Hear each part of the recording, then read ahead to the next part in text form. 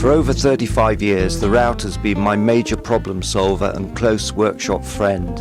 In fact, over the years, I've got my hands on numerous routers, whether it be testing them for magazines, including them in my books and DVDs, or using them on my teaching courses.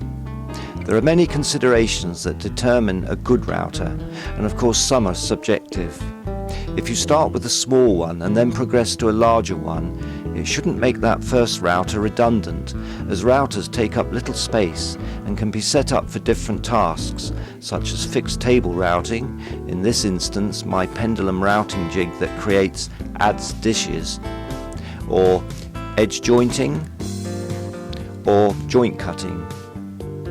When you think about it, the router really is an incredible tool, as the sheer range of cutter types, which are highly precise bits of metal spinning at very high speed, in conjunction with endless manufacturers and shop-made jigs, make it the most versatile tool in the world.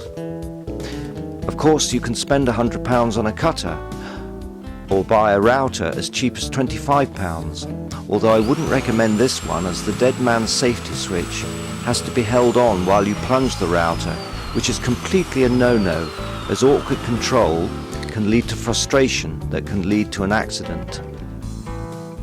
So, ease of use and safety have to be priorities, but so also are quietness, plunge stroke, fine depth and fence adjustments, and dust and chippings takeoff.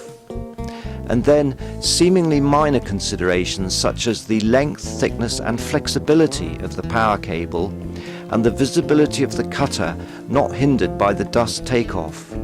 You know, it's a bit like mobile phones. There's hardly a single one on the market that combines all the essential features, and it's only when you get it home that the shortcomings are revealed, such as battery life. Well, for many years I produced furniture with this 1850 watt half-inch router, which is easy to use but fairly hefty. Now, in the autumn of my youth, if I were to take just one router to my desert island, it has to be the one I tend to almost unconsciously pick up most days. It's only 1100 watt, and it uses a 1/4 or 8mm collet, but it's very nicely built, coming from the legendary Elu stable that Dewalt took over a few years ago.